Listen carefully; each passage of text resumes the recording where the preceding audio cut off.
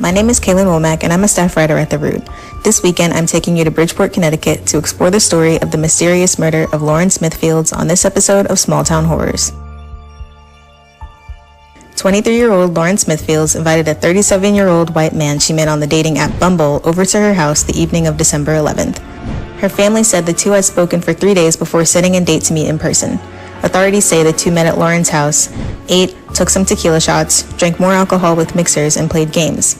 While they began a movie, the man told the police she paused to get up and meet her brother outside, but after Smithfields returned, he said she ran to the bathroom to vomit. When she came back inside, the two finished the movie, but Smithfields fell asleep, and the man said he carried her from the couch to her bedroom. He fell asleep beside her, but woke up around 3 a.m. to use the bathroom. At that point, Smithfields was still asleep. When he woke up again around 6:30 a.m., the man saw her laying on her right side and noticed blood dripping down her nose. After he realized she wasn't breathing, he called 911. Authorities say she was pronounced dead 15 minutes later upon their arrival. It wasn't until a day later that Smithfield's mother was notified about her daughter being dead, and not by the police department, but by the landlord, who provided her with the information of who she was with the night she died, as well as the detective's phone number. When Smithfield's family arrived to pack her belongings, they found pieces of evidence, including a pill bottle, used condom, and bloody bedsheets, which they had to beg the detective to include in the investigation. Her autopsy stated her cause of death as a fentanyl overdose combined with prescription medication and alcohol. However, her family still believes her Bumble date had more to do with her death than he let on. To this day, he still hasn't been named as a person of interest. And they're told there's nothing to investigate. He seems like a nice guy. They never quarantined the area. They never collected anything of value. Instead, according to the notice of claim, the family found their own evidence, including blood-stained sheets and, quote, a pill used as a sedative and a used condom. James Michael Patrick gave little reaction when he learned his fate for killing Janine Chapman. Chapman was an accomplished woman who once worked for the Duchess of York. Today, her loved ones minced no words, sharing what they think of Patrick. Fox 4's David Santandri was in court today, and David's live in Dallas outside the courthouse tonight. David? I will never forgive you. For nearly a year and a half, Shireen Chapman has been working to find words to say to James Michael Patrick, the man who showed no emotion, Friday, as he was sentenced to 72 years in prison for murdering his wife, Janine Chapman, Shireen's sister. May you endure a life of perpetual fear and decay, confined to an existence devoid of solace or redemption. I want you to suffer every day for the rest of your life. And I want him to hear those words forever. In 2023, Janine Chapman took time away from work for domestic issues. But when her office did not hear from her for 5 days, police were called for a welfare check. Chapman was found dead in her downtown Dallas apartment. Her family says her body was unrecognizable.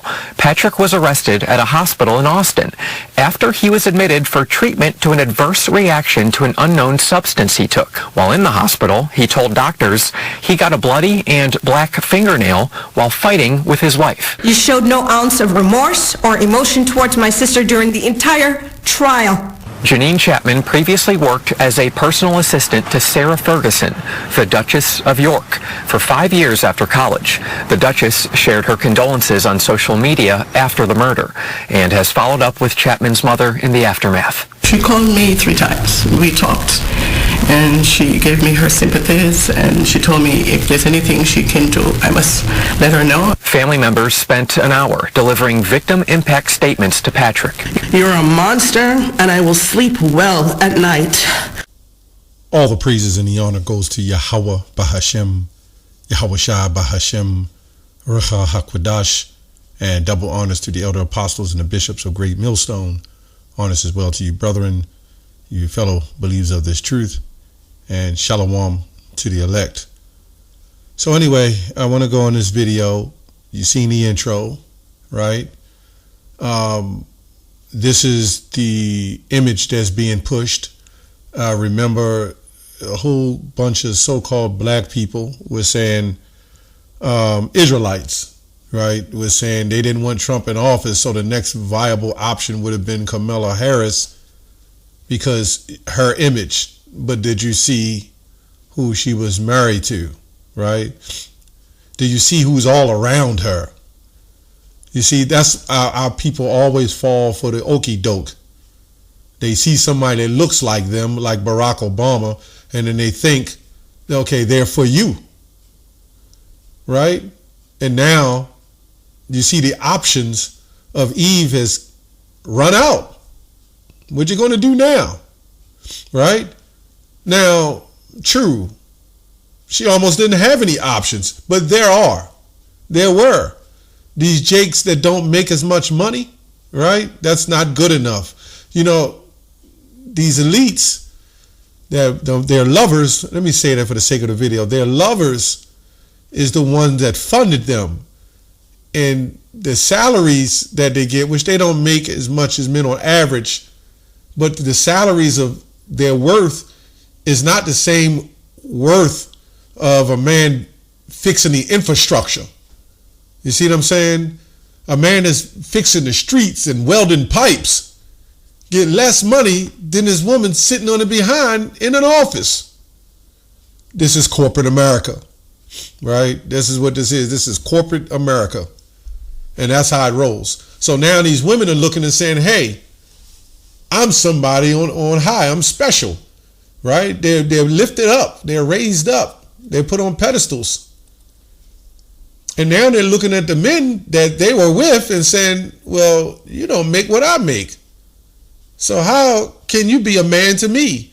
But it's amazing how when it becomes traditional, when they need the help, they can't reach something at the top of the counter in the grocery store, or they're stuck on a beltway with a flat tire in a dress. They expect a man to come run and help. And not just any man. They'll get AAA, they'll get whoever else they can to help them. It's always a man that fixes those buildings they sit in, right? Those cars they drive in, bring the food that's in those restaurants and build those restaurants. And this is the mindset when you look on YouTube of the black woman. They look at us as dirty. But now look what's happening, man. And I've also noticed that these reports, this is happening often, but it don't make the news for some reason. I wonder why. Is it affecting the agenda? Let me get a couple scriptures. Deuteronomy 28:19. Cursed shalt thou be when thou comest in, and cursed shalt thou be when thou goest out. Right? And this is the mindset of Eve. Eve thinks she's valuable. And this man, by the way, I don't know if I put it in there, mutilated her beyond recognition and threw her out like trash. You know, Jake don't do that, but maybe there's some Jakes doing that now. But these people right here, and I wonder where that woman, I forgot her name, was directed something. She's that Hebrew Israelite woman that's always getting on the white woman.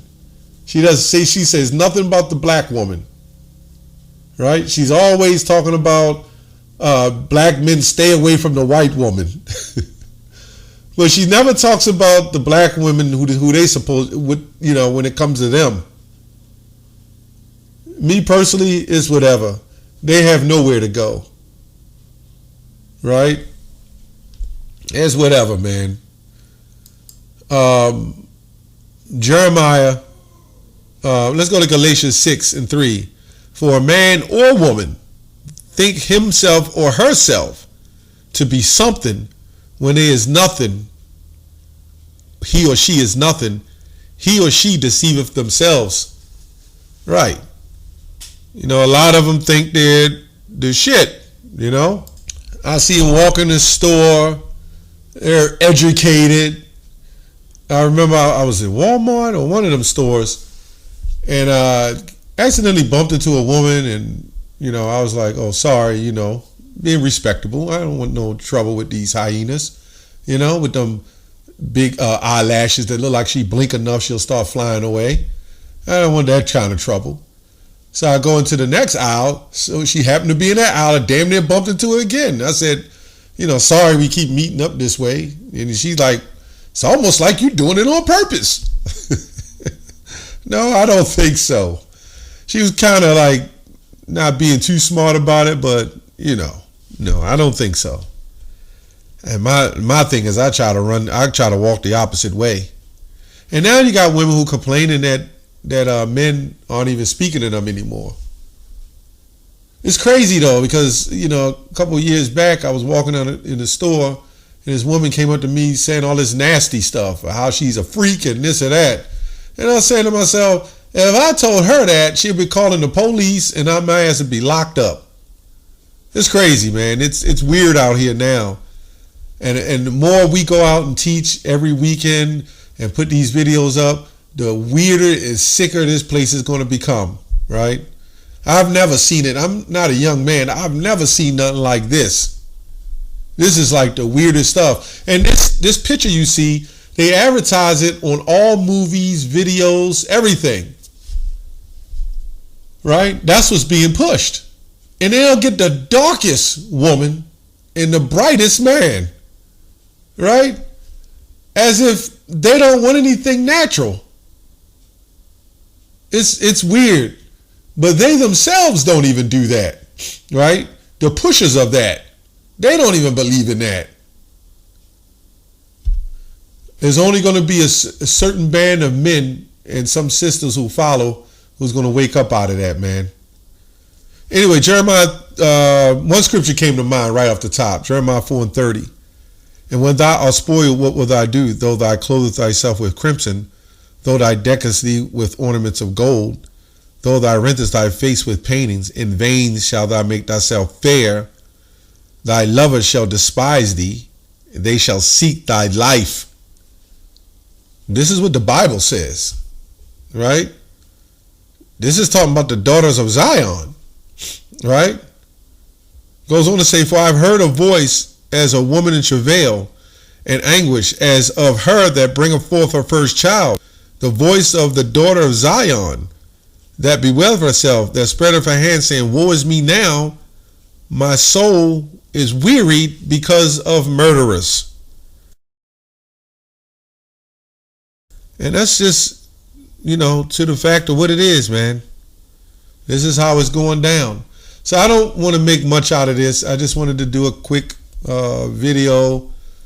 I don't even remember what I was going to say. You know, it's a spiritual thing. That these, I don't understand how other nations would want to, like if I wanted to be with a so-called Moabite, you know, a Chinese woman or Korean woman, and I see that they was poisoning their men, taking their men to child support, beating on their men, cursing their men out, cheating on them like at random. Why the hell would I want to mess with them?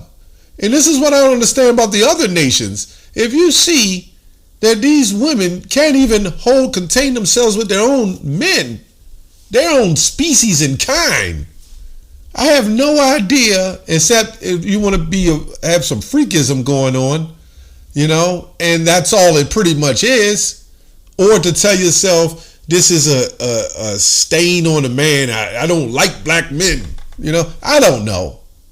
It's all some psychological weird stuff, and a lot of them want these women to do certain things, which I had one tell me that they want them to do all kinds of kinky things to them. So it's just kind of crazy, man. I remember all the black woman who was telling me, don't ever lay down with white women. If you lay down with dogs, you get fleas. Right? But the whole time, who were they laying down with? Right? And now who has the fleas?